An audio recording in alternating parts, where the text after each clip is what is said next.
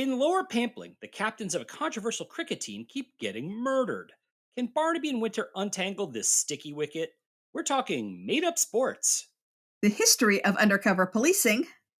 And the return of Ben Jones in this episode of. Welcome to Midsummer.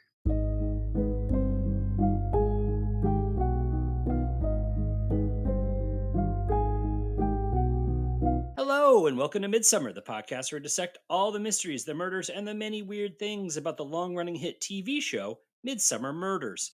I'm your host, Eric Buscher, and with me, as always, is my co host, Eileen Becker. Hey, Eileen. Hey, Eric, we are talking about Last Man Out, the third episode of the 19th series. It originally aired on January 11th, 2017. It was directed by Matt Carter and written by Jeff Povey. Let's place our bets. Spoiler warning, we will be discussing the events of this episode, including the identity of the murderer. So if you haven't watched it yet and don't want to know who done it, pause this and go watch it. We will still be here when you get back. Who found the body? He's over here. Lower Pampling's 12th man. He said he went in to put some things away. One Jack Morris. I wonder if I might have a word, Mr. Morris. Call me Jack. We open in the deciding moments of a cricket match, and Leo Henderson, captain and star player of the Lower Pampling Panthers, makes the winning shot of the game. Henderson is cheered on by his wife Melody, team owner Elliot Luthando, and his wife and her sister Serena. However, locals St. John Beechwood and Jermaine Troughton look less than thrilled, and Butler Stiles looks enraged. Team member Fitz Tiara asks Leo what he's playing at.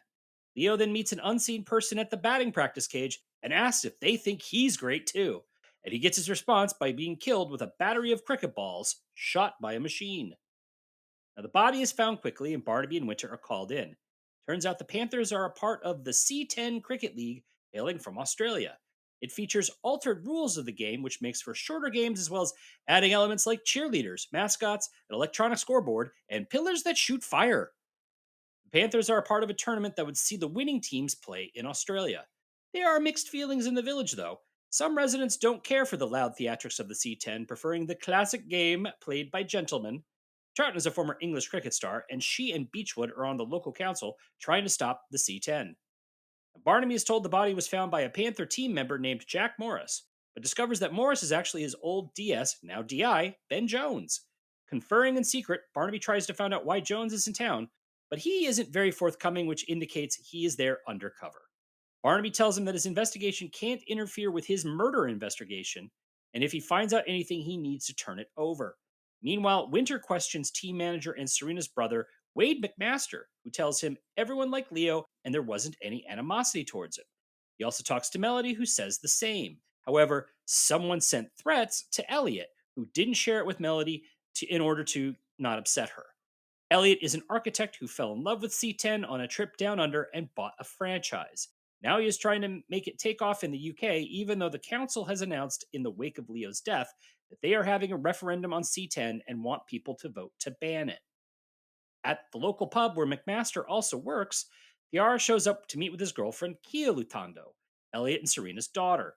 Butler pulls him aside and tells him he is out of something, even though Tiara kept up his end of the bargain. Barnaby and Winter head over to Troughton's, where the door is answered by Jones, who claims Troughton is a distant family friend. She denies knowing anything about the threats, but isn't too sad about Leo's death. Beechwood makes a phone call telling someone that Leo is dead and they can come back home now. Jones visits Melody as she returns home, and they discover someone is in the middle of breaking into her house. The intruder manages to make quite the escape without finding what they were looking for. Cam tells them that Leo was hit in the heart with a cricket ball, which is what killed him. Irony! Winter tells Cam privately that he is very suspicious of Jack Morris, but Barnaby is being super weird. After a council meeting where Elliot asks them to vote for C10 for Leo, the detectives look into Leo's finances, and although he is not a wealthy man, they find that he paid for a luxury cruise for himself and Melody without any evidence the money came from his bank accounts. Melody has no idea about it, saying Leo told her he had a surprise for her and that Leo was always trying to make up for some vague mistake he made years ago. They ask Elliot if he lent them the money, but he's broke. He says he's not been able to get one of his modern buildings passed through Troughton's council for months, so he needs C10 to be a hit. McMasters makes Tiara the new captain, so he tells Butler to let him back in. He also offers Jones Leo's position in the batting order, or whatever Cricket's version of batting order is. Serena visits Beechwood, who gives her a rose called Scylla while someone watches them from the garden. Serena then goes to Melody to remind her of some anniversary today, but Melody has no interest with Leo gone. Serena then goes to a large tree in a field and cuts a notch into the tree. Jones returns to Melody's house to tell her the team news and offers to stay on her couch to help with her nerves. He uses this as an opportunity to snoop around Leo's office, where he finds a hidden key that opens a drawer containing a big satchel of money, which he turns over to Barnaby the next day. Winter links the threatening emails to Beechwood, who admits his guilt to them but doesn't really explain why. They notice his roses on the ground in his greenhouse. In the batting cage, Serena threatens Jones to stay away from Melody, even using cricket balls fired at him. At the next game, Tiara plays terribly, but Jones plays well, which oddly pleases Troughton, and the team wins the game. Butler is again pissed and tells Tiara to get his man in line. Tiara was working for Elliot, who has not been able to pay him, so he needs money. Therefore, he offers Jones a chance to cash in if he plays badly, but Jones passes up on it. Tiara then calls a number and arranges a meeting with someone. That night, he waits at the tree Serena was at earlier when someone comes up behind him and stabs him with something, killing him. I guess it looks like the Panthers need another new captain. All right, tourist info. This is our first and only trip to the village of Lower Pampling, home of the Lower Pampling Panthers, winner of a C10 cricket competition. Come enjoy a game, stop off at the local pub, and make a friendly wager. You can bet on the cricket, or some darts, or maybe a game of cards, or maybe you can wager on which dog barks first, or if a coin comes up heads or tails or anything. I need action. Just cool it, Eric. Just cool it. You want to bet if I can cool it? I'm going to Las Vegas and not betting. The Lower Pampling cricket games were filmed at the Wormsley Cricket Ground on the Wormsley Estate outside of Stoken Church at Buckinghamshire.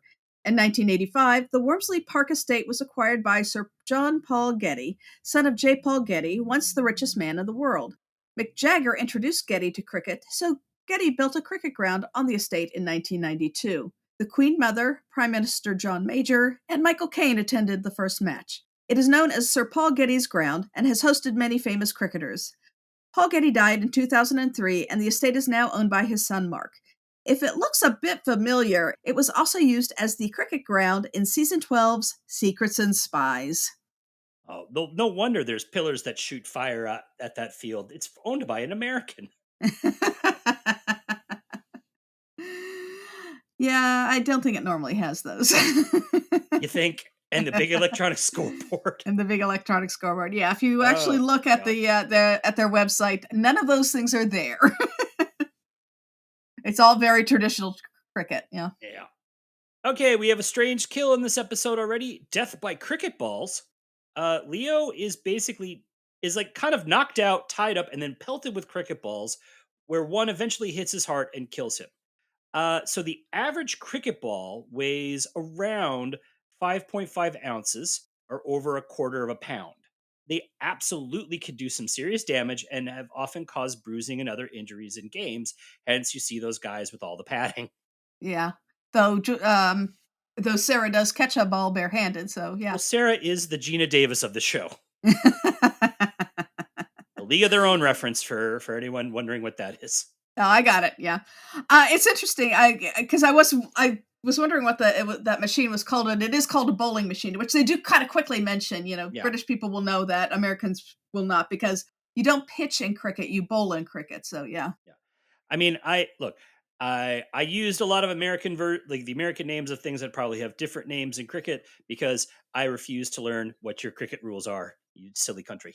I've watched, that thing on cricket, for baseball fans, and I barely understand it. I think to understand it, I would need to watch a whole game, but they take days, so that's probably never going to happen.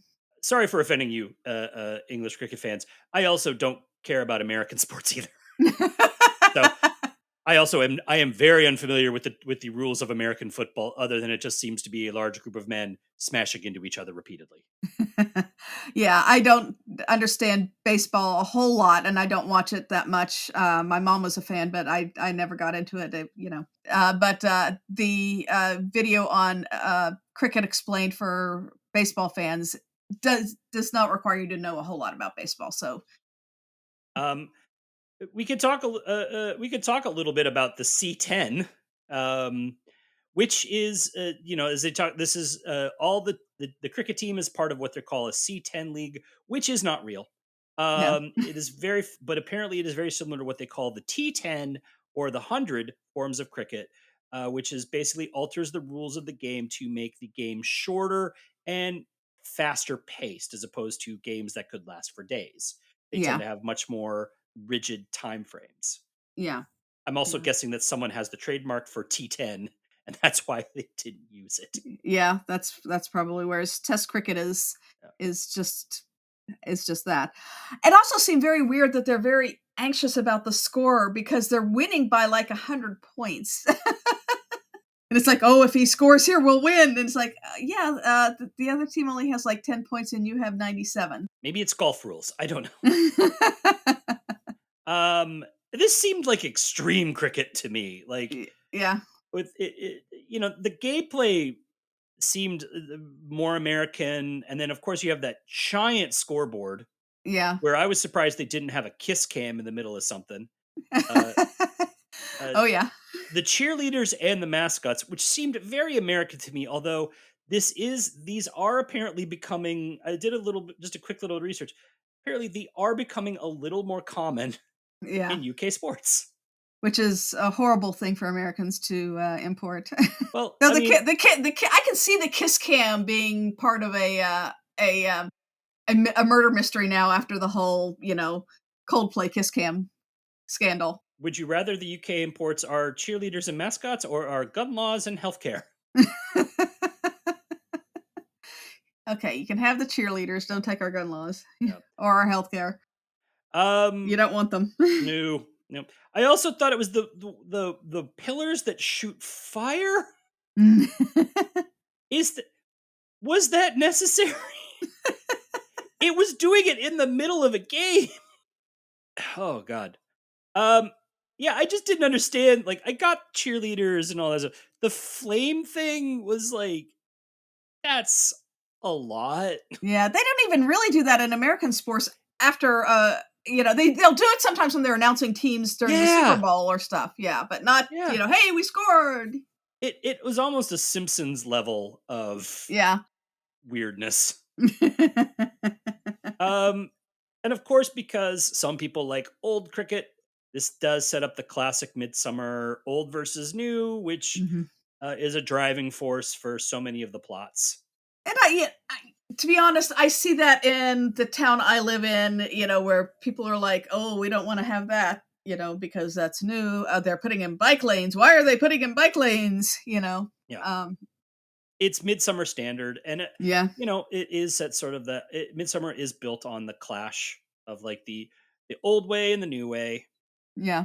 I loved it when Beechwood and Troughton in a council meeting called themselves impartial. Oh, yeah. How did they say that with a straight face? And how did anyone in the audience just go, "No, we all know that's a lie"? Yeah, we're getting used to political lies on a massive scale, so yeah.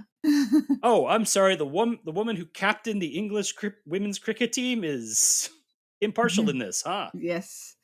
No recusing on that one. Um, but and then Elliot giving the speech of why they should vote for C10. Do it for Leo. Yeah. Like, this is supposed to be a semi-professional sports team. Yeah. I do kind of love it when they like, because we saw this when with the Mhm. with the rugby team as well, and they're supposed to be Yeah. like these semi-professional teams, but everyone just lives around like it's basically a bunch of guys who just hang out at the pub, Yeah. and I'm like, I can't quite take this seriously as a real sports team if everybody knows who Leo is. Yeah. Yeah. And I don't think he was probably all that well liked as well anyway. I think he had a stronger argument with the help. Hey, think of how this will affect your businesses. Uh, It'll bring in money. This episode would be known as the Extreme Cricket one, except for one major thing, and that is Ben Jones is back. The guy who was the longest, Jason Hughes, the longest running DS Hmm. on Midsummer Murders, making a return visit. We're going to talk a little bit more about this in the second half. Um, but I wanted to say I wish they had not put his name in the credits Hmm. so that when he shows up, it's a complete surprise. Yeah. Um, Or I Orlando Bloom him. I mean, well, no, Orlando Bloom was on the show before he was famous. I think, Yeah. or was like right when he was becoming Yeah. famous. I can imagine the reaction if people didn't know Jason Hughes was back on the episode. Yeah. From what I understand, though, they made a big point of promoting it that way, the Yeah, return of Ben Jones. So yeah, I yeah. don't think anybody was surprised other than Barnaby Do you think they were surprised at how he and looked? Sarah. Because he looked rough. Okay, I have to say I had to look up how old he was when he first started Mhm, because he looks like he's in his early 20s. He's this mhm. young, fresh cop. He was 35. Okay. So at this He was point, bad at the patrolman because he never got a promotion. and he just looked very young then. Yeah, And so he's in his late 40s at this point. yeah. We But we all get a little paunchy. We all get the gray it's in the not the beard. it's not the punch. It looks he looks like he's been up for 4 days when the first time we see him. Yeah. And I've seen Hughes in other stuff, and Mhm. he does not look like this. Mhm. This was a specific choice for Jones, but Yeah. he looks tired out. The scraggly beard, but the big bags in the eyes. Mhm. He looks rough. And like I said, this is not how Jason Hughes normally looks. Because again, I have Yeah. seen him in stuff recently. He, he still looks quite. He looks. Yeah, he's older, but he Yeah. doesn't look. He doesn't look like he's been partying for 4 days. Yeah. I will talk about that in my history corner about the undercover nature of the job. Yeah. Well, why don't we take it then? Because Hmm. Eileen's gonna do her history corner now, and it is the history of undercover policing. Ba ba ba. Ba-ba-ba. If Johnny Depp or Al Pacino show up, I'm out of here. Undercover operations by the state are older than police forces themselves and shrouded in mystery. As long as governments have spied on their enemies, they have spied on their citizens, infiltrating subversive groups and criminal gangs. We don't know much about these operations because, well, they were secret. We do know that the Abbasid Caliphate of the 8th and 9th centuries had the Shurta, a powerful intelligence and secret police organization.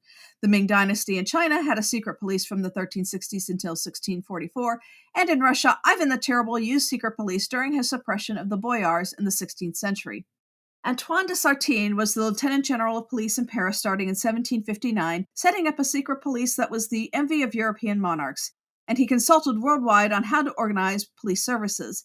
He had agents and spies all over the world and supplied King Louis XV with all the dirt on his courtiers, as well as ordinary citizens, generally by opening private mail. He was the first to use repentant criminals as informants and agents, as who else would do such a job, as he said. Eugène Francois Vidocq is credited with creating the first organized undercover program in France from 1814 through 1830. Vidocq was a former criminal who offered his services as a jailhouse snitch to the police. When he was released from prison in 1811, he arranged to make it look like an escape. This allowed him to connect with criminals known to him in order to inform on them to the police. By the end of the year, he had organized a plainclothes unit called the Brigade de Sûreté. In 1813, Emperor Napoleon signed a decree that designated it a state security police force called the Sûreté Nationale. Many of the employees were ex-criminals. Vidocq became friends with the writer Honoré de Balzac, inspiring several of his characters, and in 1833 opened what is considered to be the first known detective agency after resigning from the police. In England in 1829, Sir Robert Peel established the first modern police force known as the Metropolitan Police of London, using plainclothes undercover detectives from the start. However, the public was concerned, probably rightly so, that these undercover officers and the police in general were being used for political repression. By 1845, all undercover operations had to be authorized by the superintendent. In 1869, a formal plainclothes detective division was established. Special branches were soon established, the first being the Special Irish Branch to combat the Irish Republican Brotherhood. In the U.S., the NYPD established a similar branch to combat crime in poor Italian neighborhoods in New York. Undercover police have been used to combat organized crime, terrorist groups, drug cartels, domestic spies, and other criminals both locally and nationally. Officers and agents often risk their lives to go undercover, and the work is very stressful. Living a double life away from family and friends often leads to depression and anxiety. It can also be controversial, as officers can take part in criminal activities in order to catch people higher up in a criminal organization. Issues about the rights of citizens are also of concern, especially when police engage in dubious practices such as wiretapping. FBI Director J. Edgar Hoover used wiretapping during Prohibition to arrest bootleggers, a practice the Supreme Court upheld as long as the person's home was not broken into. Hear that, Tom Barnaby? In 1934, Congress outlawed non-consensual phone tapping, but did allow bugging. In 1967, Congress passed the Omnibus Crime Control Act, which allowed police to tap telephones during investigations as long as they obtained a warrant. Now, contrary to what is often depicted in popular culture, an undercover police officer is under no obligation to identify himself if he's asked directly if he's with the police. It could, quite frankly, get him killed.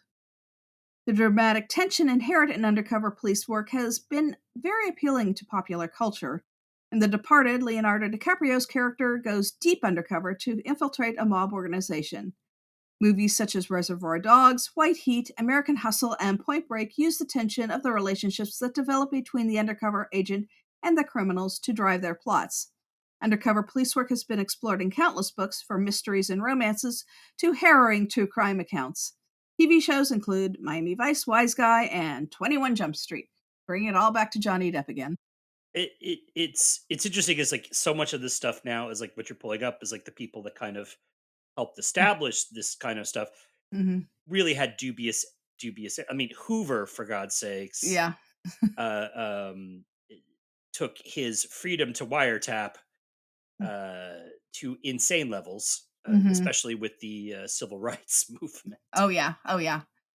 There was a lot of going around the law as far as that was concerned, yeah. But you're talking about Vidocq, and I was like, yeah, to catch a crook, it takes a crook. To catch a thief, yeah. Yep. I always forget with Miami Vice that the reason they wore those ridiculous outfits is they were supposed to be undercover.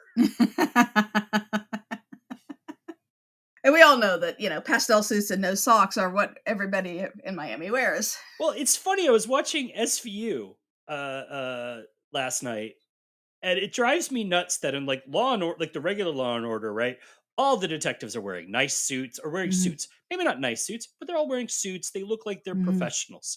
Yeah. SVU, half of them are dressed like they're undercover cops.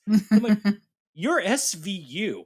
You think going up to a rape victim in a dirtbag deep V t-shirt and a flannel on top is like really comforting? I'm just saying Law and Order dress code standards have dropped. All right, do you Yep. want to take us to the cast highlights? Sure. Susan Jameson played cricket-loving Germaine Troughton. Jameson began acting at the age of 10 and got her first professional work in the 1950s. She starred in the first series of Take 3 Girls, the first color drama program on BBC One. She's had a lengthy career appearing on Coronation Street, New Tricks, When the Boat Comes In, and Grandpa in My Pocket. She's been married for decades to the actor James Bolam, who also appeared in Midsomer Murders, and we'll eventually get to his episode. Yep. John Bird was avid gardener St. John Beechwood.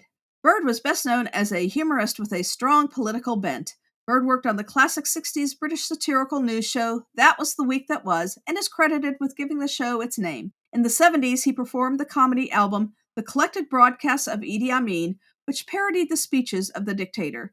The single Amazing Man from that album would end up lasting 12 weeks on the Australian singles chart, and later in life became a staple of Dr. Demento's radio show.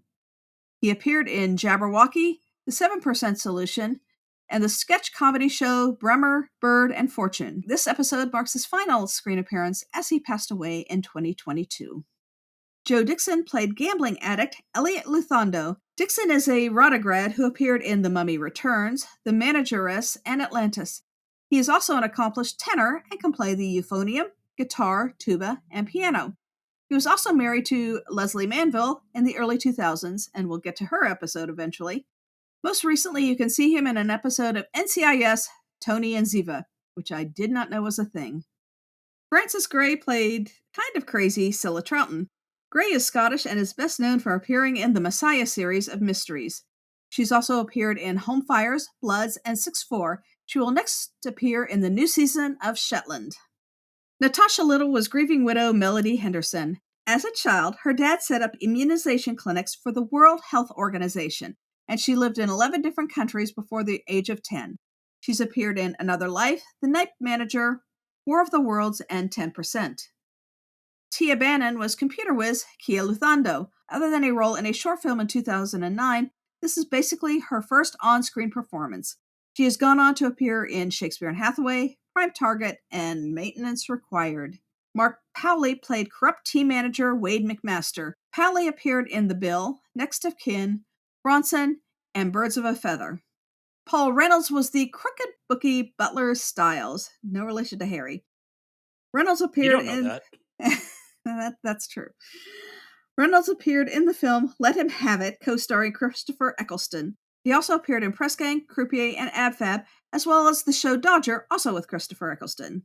Yeah, he actually there's a few things in his resume where he has worked with Eccleston. Now that Let Him Have It movie was a kind of a controversial film when it came out in the 90s because it was about a guy. It was based on a true story, a true crime story about two guys who one of them a minor who Mm-hmm. broke into a warehouse and one of them ended up shooting a police officer, but the shooter was a minor Mm-hmm. and couldn't be tried with British law, could not be tried as an adult, whereas Eccleston's character was an adult who told the shooter to let him have it. However, it was a question of did he mean shoot the police officer or let him have the gun? Mm-hmm. He was executed for the crime. So it was almost a sort. It kind of was like one of those felony murder Yeah. sort of things in the UK. The gentleman's sister had a decades long campaign to try to clear his name and remove the conviction Mm. from his record. But clearly, Reynolds and Eccleston, who did a lot of scene work together, Mm-hmm. clearly had a good friendship because Yeah. they did do a bunch of stuff later on. Yeah. I just saw Eccleston in a Hercule Poirot mystery, one of the David Suchet ones, so it's always nice to see him very young, pre Doctor Who. Yeah. Yeah. I wish he'd had a pre-fame part on Midsomer. Paul Thakrar played Doomed Captain Fitzthierra. This was an early role for Thakrar, and his career has just taken off since. He's in Gangs of London, Brassic, Vigil, and Night Sleepers. All right, we have a few return visitors this week. Esther Hall played tree cutter Serena Lutando. We saw her in Bad Tidings. She's appeared in Queer as Folk, Spooks, Black Mirror, and Killing Eve. She was also one of the stars of a 6-year ad campaign for BT that featured Death in Paradise and Beyond Paradise actor Chris Marshall, where the campaign followed both of them from their first meeting all the way through their marriage. Sort of like the those coffee ads that ran for like 5 years that had Giles from Buffy in them. Yeah, yeah. Bruce Lawrence played doomed batter Leo Henderson. He is in the episode Midsummer Life. Canadian born, he was a Marine for 5 years before returning to acting. He claims he told his CO, "I've been acting the clown for the last 5 years, sir. I thought I'd try and make some money from it." And he apparently has, because he went on to appear in Mission Impossible Rogue Nation, About a Boy, and Bloody Sunday. We have a huge number of uncredited return actors who helped make that stadium seem full. So thank you to John Kinnery, Sean Lucas, Steve Doyle, Daniel Egan, Joe Wheatley, Glenn Webster, Mike Ray, Michael Hayden, Raj Awasti, Kishore Bhatt, Susan Fordham, and Stephen Hawke. Plus a big shout out to the mayor of Midsummer, Chris Wilson, who again played an uncredited police officer in this episode. Our village star this week is, of course, Jason Hughes, returning to the role of Ben Jones for the first and only time since leaving the show in 2013. Hughes is from Wales, and he actually played cricket up to the age of 18 and thought he could have a sports career from it. He became interested in acting after taking some classes at his school. When he studied in National Youth Theater, he roomed and became friends with an actor named Michael Sheen. His first major role was in the show This Life, where he played a lawyer named Jones. I guess he was Welsh too. After Midsomer, he appeared in Death in Paradise, Beyond Paradise, Marcella, and The Pact. Recently, he was a murderer in MacDonald and Dodds. How far he has fallen. Was it nice to see Jason again, Mr. Hughes? Yeah, I always enjoy seeing him again. I've enjoyed seeing him in things like Death in Paradise and Beyond Paradise and McDonald and Dodds. You know, when he crops up, I'm always like, oh, there's Ben Jones. But it was nice to have him come back. I loved his interaction, especially when Sarah sees him and is so excited. And we'll talk about more of that with Home Life. But that made it kind of very special that they acknowledged that relationship. Hughes is just integral into this show's DNA. Again, Mhm. he was the longest second fiddle. He was the connecting tissue between the two Mhm. Barnabys, and he's just beloved by the fan base. I would love to see him back again, but it's a long train ride. It is a long train ride. Maybe that's why he looks so haggard. Yeah, I mean, he didn't. That's one of the reasons. One of the reasons why he left the show was it was a long commute Mhm. to this and it was a long commute. This is back when they were doing 6-7 episodes a Yeah. year. It's a long time to be away from your family. Yeah, and he has 3 kids. He wanted to spend more time with them.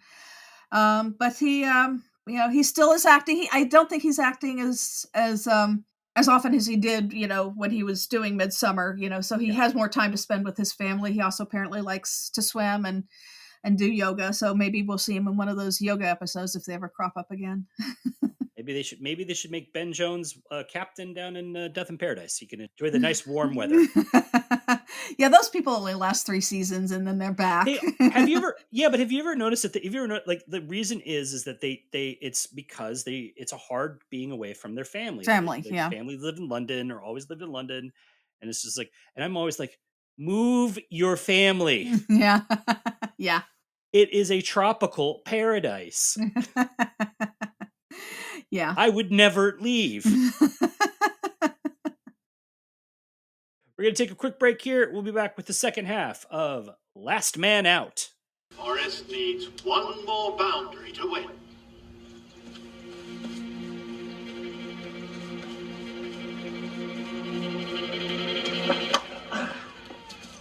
And there it is!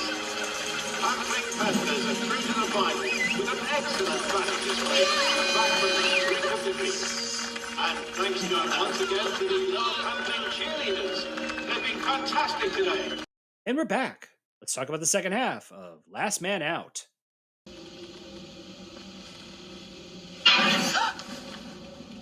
Hello, girls. Long time no see. Cam informs the detectives that Tiara was killed with a sharpened cricket stump that was then used to literally pin him to the tree. When they remove the body, they happen to notice those notches on the tree, which Barnaby asks Cam to analyze. He arrives in tears and doesn't know why he was at the tree in the first place. And when they remove the body, they notice those notches on the tree. They count 20 notches, which Barnaby asks Cam to analyze, but there are no fibers or trace evidence on the body itself. Jones comes into headquarters and reveals his true identity to Winter and says he has been sanctioned to work openly with them by his superiors. As we suspected, he has been working undercover to catch a sports match fixing ring that is using amateur games because they fly under the radar. Troughton knows he is a policeman and is helping him because she hopes it will end C10. He explains that Tiara approached him and he turned him down, and he wonders if that refusal led to his murder. Now, Leo apparently was also in on the scheme, but he won the game after taking the money, which would have pissed off the fixers. Butler approaches Jones and offers to bring him into the scheme. Turns out he was the guy breaking into Melanie's, looking for the leftover money from Leo. Later on, Jones finds another bag of money, this time on Troughton's doorsteps. Digging into Tiara's finances, they find that he had been doing work for Elliot, but Elliot hadn't paid him and owed him a lot of money. Elliot reveals he is nearly bankrupt and that the money he used to buy C10 came from gambling. Turns out he has a huge problem and has lost almost everything. His only hope is if the vote currently going on goes his way and the results will be announced during the C10 final. Beechwood's roses end up in Serena's bed and on a wreath in front of Melody's home. Melody shows it to Jones, but doesn't want it reported. But he shows the police the wreath anyways. The flower was also found at Tiara's murder site, so how is it all related? Those 20 notches in the tree were made over the course of 20 years, apparently on the same day each year. Now, Jones says that Butler is clearly the middleman and he is going to attempt to draw out the brains behind it all. Winter does a little research and finds out Serena and Melody were friends with Troughton's daughter Scylla 20 years ago, but then Scylla went missing. Troughton hasn't heard from her in 2 decades, and the tree notches are clearly some kind of memorial. Serena and Melody get messages telling them to meet at that tree that night, where Scylla reveals herself. She admits to leaving the flowers and then makes some weird, vague threats to them, because apparently they left her crying at this tree 20 years ago. Jones tells Butler he will play ball only if he can meet whoever is in charge, an extra bit of security since the last two guys were murdered. That night, he is brought to the cricket field, where someone communicates with him through the giant scoreboard. When Jones demands to see who is behind all of this, Wade McMaster reveals himself as being the brains behind the gambling ring. He tells Jones to fix the final match or he's going to get fixed. He also names Jones captain, which, not a great track record. The detectives ask Serena and Melody about what happened to Scylla.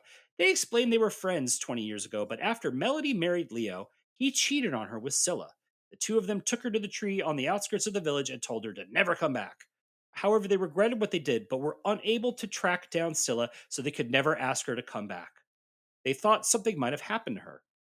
And Scylla fills in the rest of the detectives. She felt it was unfair she was blamed, but not Leo. She survived over the years doing odd jobs in various places. Beechwood somehow managed to track her down, and when Leo was killed, he called her to return. And when Beechwood tries to get her to meet with her mom, she initially refuses to see her, but then tells her that 20 years ago she called her mom looking for a safe place, and her mom told her she didn't want her there. Troughton admits she made a mistake and asks if they could try again, but Scylla just walks away.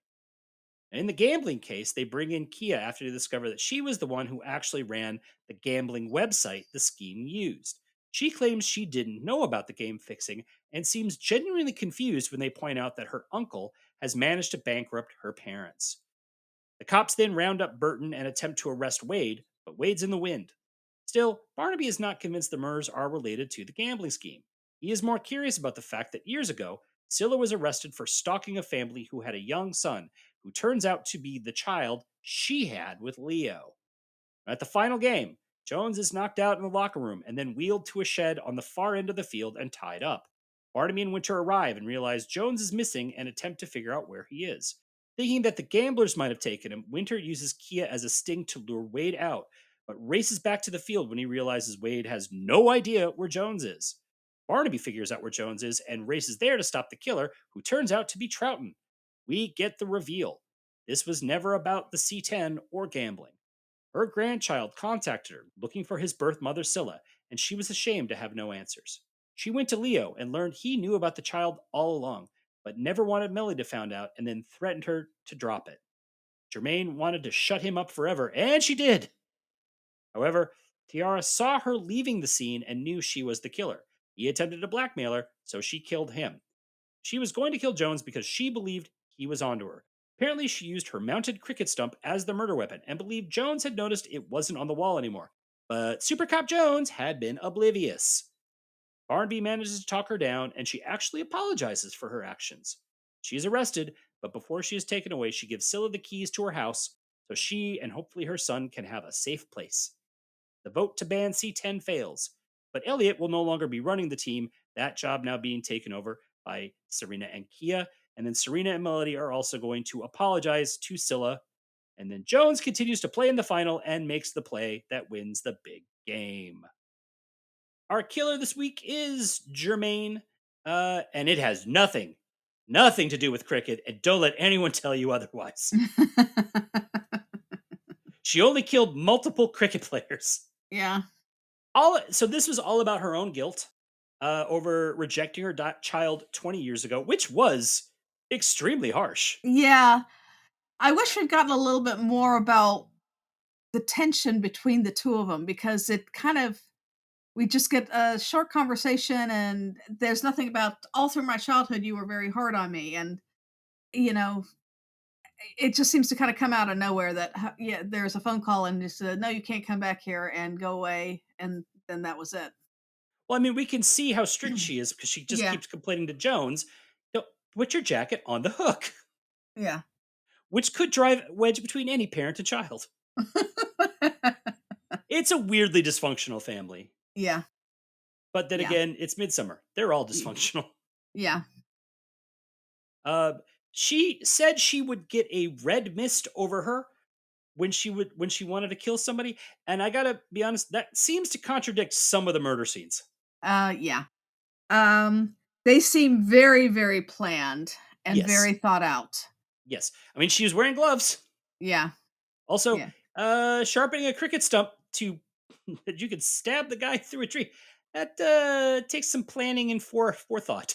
yeah. This was not a crime of passion. These were cold and Yeah. calculated. Hmm. Yeah. There's a lot of weird mixed messaging with Mhm. that. I also thought it was kind of a like she used her own award-winning cricket stump that she had mounted on the wall to kill somebody. I'm like, you're a former women's champion. You must have a ton of cricket bats. Yeah. Why'd you do that one? Yeah. There were a lot of things that I yeah, could have applied to anybody. I mean, how would they know it was that particular one? It was it, Hmm. did it have her initials on it, you know? Obviously not, or they would have been able to identify it right at the murder scene. Yeah. How oddly strong was she? Because she managed to stab that thing through a guy's body and then into a tree. Yeah. I don't think I could do that. Like, not on the first try, anyways. Yeah, he said it would have taken a good, mallet to do that. Yeah. Also, the noise when the sound when the stump that thing is removed Mhm. from his body. Yeah, Ugh. yeah. She tried to kill Jones because she thought Jones paid attention to things. Joke's on her. Well, I just thought that was weird because it's like, you could have just put anything up there and nobody would notice that it was the wrong thing, you know? Yeah. Yeah, and it was a It different was one. "Oh, no, this one was made of oak, while this one was made of poplar," or I don't know. I don't know any much about wood. that would have look, if this was Sherlock, that would have been a clue. This Yeah. is Midsummer. Midsummer, we just kind of stumble over things, all right? Yeah. Um she did generally seem to like Jones. And I liked that she even though she hated C10, Mhm. because she was showing Jones how to play better, she was generally proud Yeah. that he was winning the games. Yeah. I think, there was the, pride of a coach in there even though she hated the game, Yeah. or that particular form of the game. Yeah. And she was really ready to kill that player. Yeah.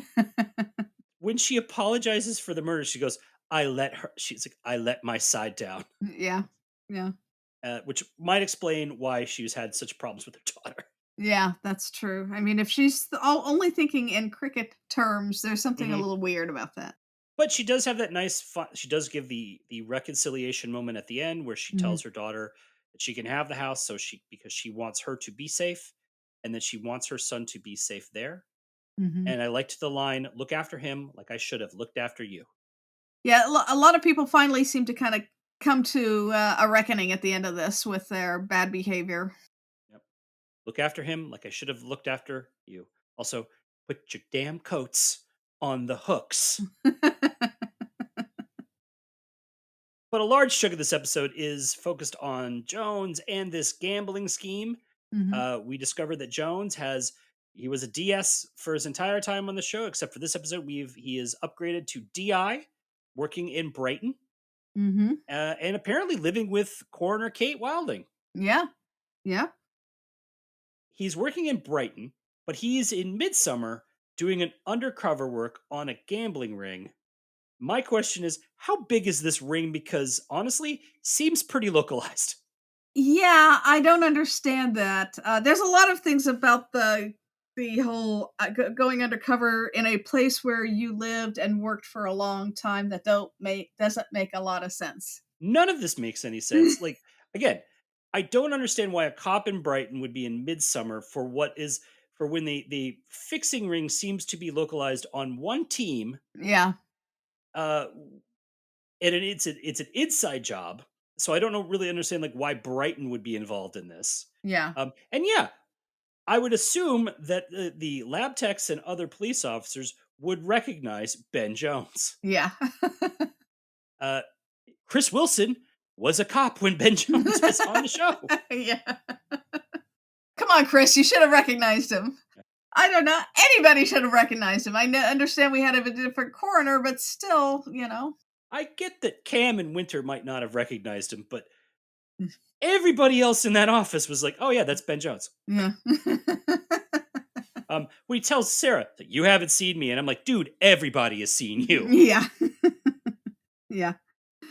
It would have made the whole gambling thing would have made sense if there had been a Brighton team that they mentioned, Yeah. or and it had been part of the throwing of it. Like, oh, it looks like Brighton threw that game. Yeah. It looks like weird stuff's going on with here. Yeah. So But everything was localized. Wade was the brains. Kaya was the tech. Butler was the muscle. I yeah. mean, he's in pretty good shape for that escape where he dropped over the balcony, right? He's also the bag man. Yeah. Yeah. I don't believe for a second Kia didn't know what was going on. Yeah, I'm not sure how you could know it was not going on. Yeah. Well, think about this. So the meeting on the field, right, where Ben Mhm. goes in the middle of the night, Mhm. they turn on the scoreboard and all the lights. Yeah. So anybody could see this. Yeah. Wow, secret meeting. And Definitely the janitor, or the night watchman was in on it. and who was doing the typing, because it clearly wasn't Wade or Butler. Yeah. Or maybe it was Butler. I don't know because we didn't see him. But like the typing is still going on when Wade is on the field. So Yeah. Wade is I was just like, maybe Kia's doing the typing? What's going This is so stupid. This Yeah. is not how you do a conspiracy. No, no. You kind of want to be a little more on the down low. You don't want to like broadcast it on the big scoreboard with the lights and everything. I was waiting for him to say yes and then it would hit the fire. Yeah. I know. Yeah. I mean, even texting is a little iffy these days. I loved it when Fitz was just telling Butler, "I'm the captain now." And I was just thinking, so we're just quoting Captain Phillips. Is that what we're doing here? And of course, Ben got the big zinger when he rejects him and goes, "It's just not cricket, mate." I was like, "Oh, I see what you did there. I Yeah. see what you did there." So after they catch everybody, and including the killer, why is Jones still playing in the game? He is very committed to his undercover work. This is the second time we've seen him undercover, by the way, because he infiltrated that New Age group. Yeah. Yes. So But like the thing is, after they caught the killer, he didn't hang around for a couple extra meetings. well, no. Again, it might help to understand the dynamics of this team if this is just made up of a bunch of local guys or if it's a Yeah. semi-professional team if they've hired actual people. Yeah.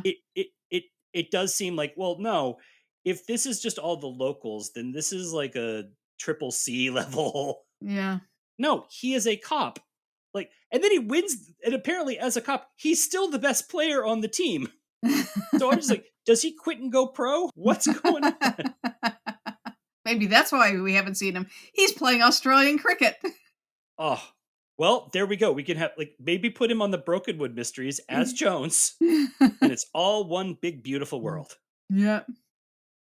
What kind of election is it where they actually have the voting results on the scoreboard of the big game? Was that for the gambling? I guess so. I don't know. Somebody was betting on that. I'm sure they were. And- Elliot, definitely. Am I remembering it correctly, right? Like they do a thing where it's not they don't just reveal the numbers. Mhm. They actually have like scrolling numbers. Oh, yeah. Yeah. It Which was like- scrolls. Their graphics. They have a C10 is here to stay kind of graphic, What is going on? That's nuts. That's like having the local council results pop up on the screen at like a Jets game. Yeah. By the way, City proposal 17 passes, Yay! It's on the scoreboard. Hey, yeah. but the Jets lose. Yeah. Because they're the Well, Jets. yeah, because of the Jets. Yeah. All right. The other big sort of angle in this episode was the Scylla story Mm-hmm. with Melody and Serena. They were all friends until Scylla slept with Leo. Then I think Scylla had a point that she was judged, but not Leo. Mm-hmm. And then they told her to get out of town, and she did for some reason. Yeah. Yeah. Like, what were they going to do? Yeah. Because I hate to tell you, she was pregnant with Leo's kid. Yeah. Everyone would have known what happened anyways, and apparently nobody cares in these villages anyways. So why did she leave? It rings of that whole thing they used to do in the 50s, kind of a Peyton Place thing. You're in a small town, you get pregnant out of wedlock, and you leave town to go on something, the whole Lady Edith thing, and to go do something from Downton Abbey, by the way.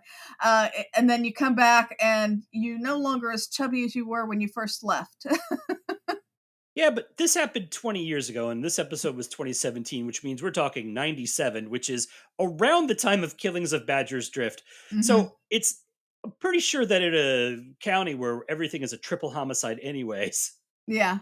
one would hope these villagers are not so like, ooh, triple murder is fine.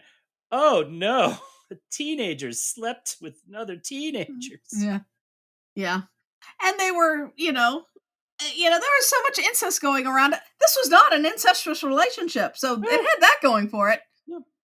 And I think she had a point. Like Leo, Melody didn't divorce Leo. It's not like they had any kids. Yeah. It's not like they had any reason to have kids. Also, I do think I kind of wonder if there was somewhere they set up, like there was going to be some kind of plot point where like Leo and Melody didn't have kids, but Mhm. Leo had one with Scylla, Mhm. right? And did Melanie not want kids? Like what? Like why did Melanie and Leo not have kids? They've been Yeah. together for 20 years. Yeah. I thought it would have been if they'd gone into a little bit in depth on that, because he obviously did not want Melody to know about the kid he had Yes. with Scylla. And it would have been interesting, like, because we tried to have a kid and we couldn't, and and she just Yeah. wasn't up to adopting or whatever. I don't know. That would have added a little bit more depth to that. I would understand Scylla running away Mm-hmm. because her mom, like she wanted to come home and her mom Mm. said, I don't want you here. That Mhm. made more sense for her to run away than Yeah. her friends telling her off. Yeah. But I don't quite understand. I still don't quite understand why she ran away and why it was so hard for these people to find her. But Beechwood apparently did it easily. Yeah, I don't know if she had occasionally kept up with Beechwood because he was kind of a father figure to her. Also, I don't understand why she called her mother rather than just showed up at the house. Was she still living there? Yeah. They needed to kind of go a little bit more into this because it's very essential to Yeah. the murders, and it gets a lot of short shrift. And I think if they had It's- fleshed that out, this would have been a stronger episode. It's a busy episode. It Mhm. is too busy in some levels. So this thing, which didn't need a lot of fleshing out, but a little bit would have Yeah. helped me wrap my brain around the motivation. Yeah. Like why Scylla in one scene's acting like she's a loony bird. Mm-hmm. Like at the tree, like the night meeting at the tree. Yeah. Which by the way, why would Melody and Serena go to the tree the next night after a guy is first of all, there should be police tape all around that tree. Yeah. Secondly, they're just gonna go, oh, somebody was killed there. We're getting strange texts. I Yeah. guess we'll go. Yeah. And then Scylla is just sitting there. Mhm. But they hadn't seen her. So like, wait, did she just kind of like sneak around the corner when they weren't looking to sit there to confuse them? Yeah. Or was she there the whole time and Melanie and Serena are just blind as hell? Yeah. It was weird. And then she acts super creepy and like she's a kill, like she's a murderer. Yeah. Oh, I hear your heartbeat's thumping so hard. It's like, Mhm. at ease there, Lecter. And Beechwood doesn't seem, when she shows up at his place, he doesn't seem surprised to see her. No. So I feel like they have met on occasion throughout the years. I would have liked to have more of that. Like you said, wouldn't have taken a whole lot more to flesh out this Yeah. whole scenario, since it is basically the whole uh uh motive behind the murders. Yeah. It was funny because it's just like, well, we couldn't find her. And Beechwood could. It's like, she's got an arrest record. She has like Yeah, jobs everywhere. yeah, I guess maybe Beechwood hired a detective, and the Serena and Melody just like, she's not on Facebook. I don't know. yeah. Yeah. This is an area that needed fleshing out, Hmm. where maybe like, you know, it, it just, again, it's so busy. Hmm. Um, and some area just had to, of course, would have to get left behind, but it Hmm. does feel like didn't need a lot. Yeah, It just used like could have used like maybe one less little bit of game. yeah. I don't know. Corner. They keep dumping jobs on Cam. Uh, Analyze this money Yeah. for what? Yeah. Yeah. Fingerprints, Yeah. DNA. Check Yeah. the serial numbers, or what are we doing? Yeah. And then they he wants her to check out the notches on the tree. Yeah.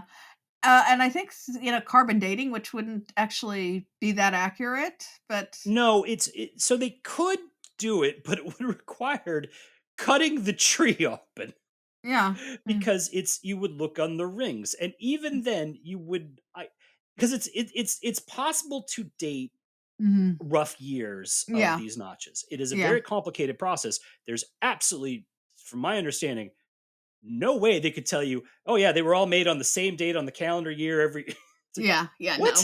Yeah. No. If they just eliminated that and explained more about the whole relationship between Melody and Serena and Scylla and that whole thing, Eh, rather than obsessing over the notches on the tree, that would have been better. It's just weird gobbledygook. That was Yeah. just like, no, they didn't do that. Come on. Mhm. Um, but I liked the side. I like the little side scenes that they have with Cam doing, where she clearly has the hots for Jones. Yeah. And she had a nice rapport with Sarah, which Yeah. I liked. I liked that scene where she's like trying, because again, no one's explained who Jones is, and so Mhm. she's trying to like find out what's going on through Sarah, and is like, well, Mhm. maybe Sarah and John are having difficulties. Mhm. I'm like, but Sarah talk to are you and Sarah that close, Cam, that she's going to be like talking about it? But and then the romance between her and Winter is hinted at very slightly, which uh doesn't go past this season because she leaves the show. Yeah, they could have done without that too, yeah. That was fine. I mean, I don't know if they knew she was leaving the show at that point or not. Yeah. I do like that they still have the tension though between Barnaby and Winter, as this Hmm. is still his. I mean, this is the third episode for him, so Yeah. yeah, he's still learning Barnaby, and He he's even still calls trying him to figure. Jones, Yeah, after meeting with Jones. which honestly, if I was Winter, I was like, well, who is Jones? And then just do a quick look at Jones, like, oh, Jones is Morris. Yeah, yeah, Because that is the thing that also drove me nuts. Is like, why is Barnaby not bringing Winter up to speed about Jones? Because it is clearly wasting just a lot of time and causing confusion on this investigation. and I gotta tell you, Barnaby can never go undercover because that man is an open book. He has zero poker face. But it's the thing of just as like, Winter is suspicious of him. Hmm. Barnaby's like, nah, it's fine, but won't explain why. Winter puts him on the murder board. Barnaby takes it off. Like, it's quite clear that Winter, as he should, is looking at this guy as a suspect, and Yeah, Barnaby is not telling him why he's clearing him, yeah, which is a huge red flag, and again just causes all kinds of confusions. That when they get back to the second half, they just have Jones walk in. yeah, Yep, I can tell you who I am now. yeah, Why did we bother? yeah. Like, that would have given us more time. And to be honest, he could have turned to, whatever Officer Chris Wilson was playing at that point and said, "Who is this guy? Do you know him?" And Chris Wilson would have said, I'm not allowed to say because I don't have any lines." Yeah. But I mean, it's like, if you're gonna make this a whole thing, either Winter figures it on his own, showing he's a good detective, Yeah. or there's some kind of tense scene where he drags him in and tries Mm. to interrogate him, and Yeah. Barnaby's like, that's when they set it up to be way more dramatic a reveal for Winter. Mhm. And then just Jones walks in and says, no, I can tell you who I am now. Yeah. Could have done that 40 minutes ago. Yeah. Absolutely there is absolutely no reason why you couldn't do this now. Yeah. Could have done that back then. Yeah. Yeah. It just drove me nuts. And again, as we're talking about like where they gave short shrift to other things, Mm-hmm. this is something they gave too much time for so little payoff Yeah. that they could have just cut that completely. Mhm. Because like the nice moments are when Winter and Jones are really commiserating about working with Barnaby Yeah. and how he sucks. Yeah, it would have been nice to have that relationship through the whole thing Yes. because it was really good. I mean, Jason Hughes as an actor has a lot of rapport with his fellow actors. You see that in in his in his relationships with both of Neil Dudgeon and John Nettles with the coroners, the wives, and everybody. Mhm. He works well with that, and it would have been great to have him bring that to his relationship with Winter on more than just one scene. Because I don't recall us ever having two DSs Mm. from two different periods together in a single episode, correct? The only other time is when Troy came back for Cully's wedding, and he's just Yes. there for the wedding. He's not working the case at all. Yeah. Yeah. So we don't really get to see a lot of like these two guys who's like, what's your experience with the guy? Oh man, he is so tough, isn't he? And what's with all the weird B&Es? I Mhm. don't know. Yeah. Yeah. That would have been something at least give it fun moments. Because like I said, Mhm. if you're not gonna do a payoff for this dramatic tension, this Yeah. buildup, Mhm. there's no point for the buildup. This is not this is not a 10 episode show. You have an hour and a half to tell us a story, and there are things that are clearly lacking that we could have used more clarity. We didn't need this. Yeah. Yeah. It would have been Um, fun for them to have like, you know, do the whole, finish each other's sentences kind of thing with when it concerns Barnaby and stuff, yeah, because they've both been in the same situation, and that could have been played up a little bit more. Barnaby and Jones had some nice moments too. There was like just a moment, I Mhm. think, when Jones was gonna like go back undercover, and he and Barnaby just it's a silent look. Mhm.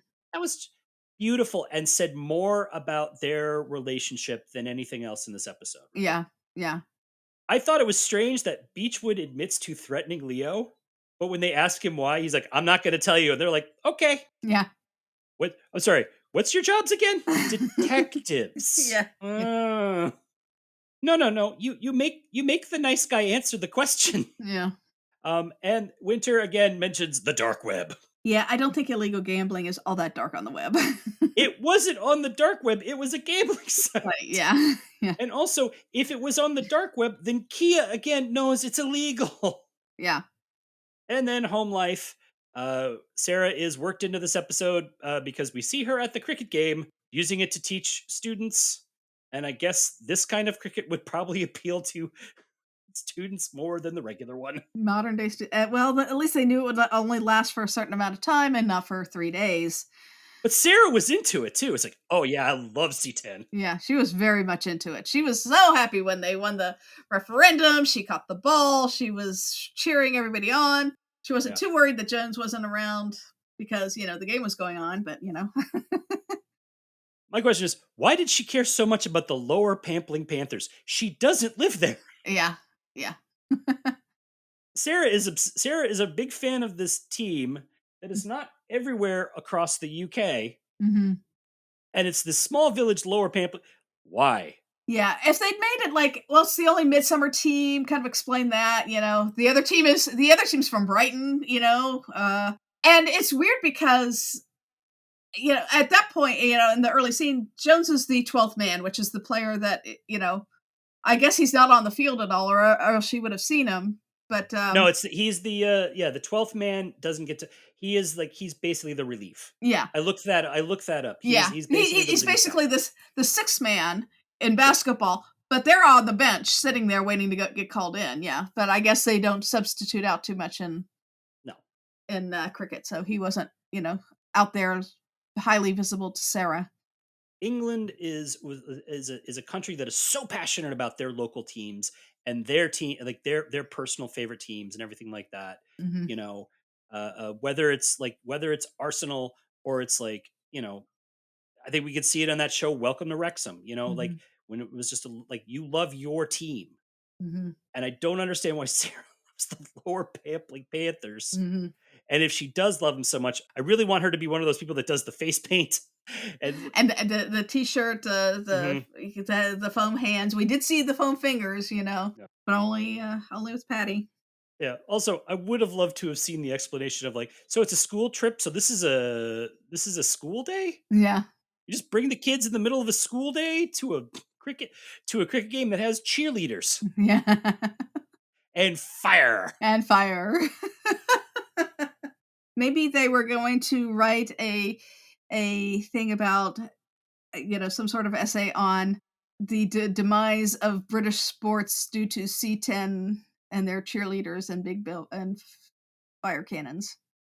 I think it would have been hysterical if she was like trying to explain something to the students and then just like saw a play and started losing her mind. Mm. Just like, what are you doing? Yeah. Oh yeah. Yeah. Go full. Go full against the refs. Yeah. Exactly. Yeah. We also learned that Jones was Betty's godfather. Yeah. Although, wasn't she born when Nelson was around? She was because Nelson. Yeah, because she was born with the when Nelson during the Copenhagen. Yeah. Well, they went to Copenhagen or Yeah. come back with his Nelson. Yeah.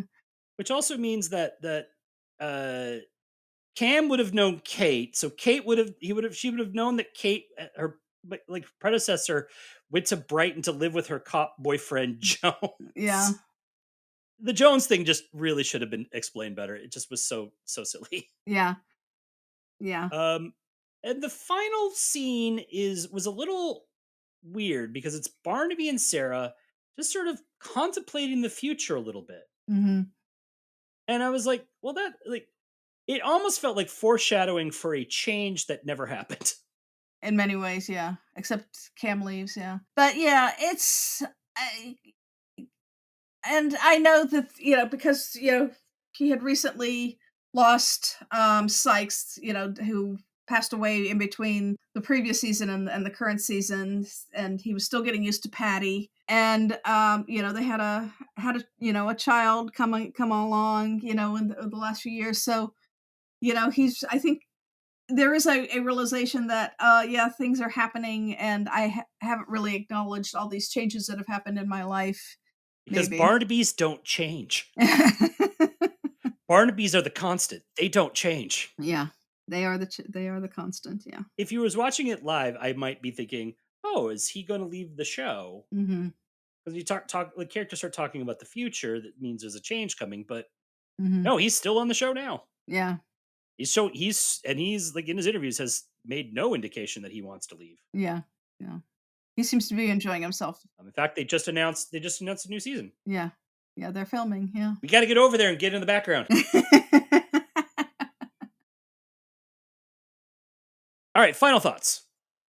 This is an episode I enjoy because I do like the return of Jones. I like his interaction with especially with Sarah. I like his interaction when he finally gets to have it with Winter when they're, in that scene they finally have together over beers. I do wish, we've pointed out some of the things I think would have made it a stronger episode. And I think there's a could have been that would have made this a really top notch episode. Instead, it's just a middling episode that is stands out because of the return of Ben Jones. This episode's silly. I'm very happy to see Jason Hughes. I'm always happy to see more Ben Jones. Mhm. Um, the way they did this episode is silly. Yeah. The undercover thing doesn't make sense. The gambling scheme doesn't make sense. Yeah. The the Scylla melody, like half, like a good 60% of this episode makes no sense and is just kind of silly. Mhm.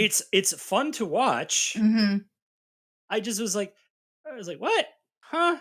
Like Mhm. it's fun to watch in the way that a Fast and the Furious movie is fun to watch. Like, it makes no sense. It's enjoyable. Jason Hughes is a definitive actor for Midsummer Murders in a Yeah. way that like only a couple other actors are. Mhm. Um, it's great to see him I wish he had been given. I wish he'd been given a role that given a reason to be there that made sense, Yeah. and B, a reason to be there that required him to do something different. Yeah. Like, if you're gonna be Jones is gonna be back. Like, here's the thing: he is basically the same level as Barnaby. Mhm. He does not need to be deferential to Barnaby. Now that would have been an episode. That would have been an interesting thing where Barnaby's like tells him, "Hey, if you uncover if something is there it infects my investigation takes priority." And Jones is like, we are the same level. Yeah. You can't tell me what to do. Yeah. I don't work for you anymore." That would have been an interesting dynamic. Yeah. It would have been, yeah, there's a lot of things that if they'd not just hung their hat on the return of Ben Jones as the driving force behind the episode, and actually paid more attention to the plot, it would have been a much stronger episode. Like I said, I enjoy it. It's fun. A lot of it is because of those relationships, and if they, with Jones and Barnaby, and if they allowed that to work better, and if they allowed the main plot rather than the cricket takeover, it would have made for a stronger episode. This could have been a really A+ episode if they had paid more attention to the script. Instead, it's enjoyable because it's the return of Ben Jones. Yeah. Yep. Well, that's everything we wanted to talk about. If you had anything you want to discuss about Last Man Out or Midsummer Murders, please feel free to email us at welcometomidsummer@gmail.com. Hey, if you just want to write to us about anything, yeah, we got time. If you want us to use your email in the show, you have to say so in your email. You can find us at Welcome to Midsummer on Facebook, Instagram, and YouTube. Please follow us in all these places. If you enjoy the show, please consider subscribing to us, rating and reviewing us on iTunes and Spotify, and turning on your automatic downloads. All of this just helps us out. Tell all your friends, especially the ones who love Midsummer, about us. I mean, you can tell your friends who don't love Midsummer about us. They might not really get the show. We're going to be back soon with a new episode, and we hope you will join us again. And as we take the road out of Midsummer, we want to thank you for listening and remind you that in Midsummer, putting notches in trees can be murder. And usually is, especially eventually for the tree. You do it in Midsummer, you better do it to two more trees. Welcome to Midsummer is produced by Eric Buscher and Eileen Becker. All clips in this podcast are used in compliance with the U.S. Copyrights Act various exception or criticism and commentary. Our logo and podcast art was designed by Smeedrai. Our theme music is by the infamous Space.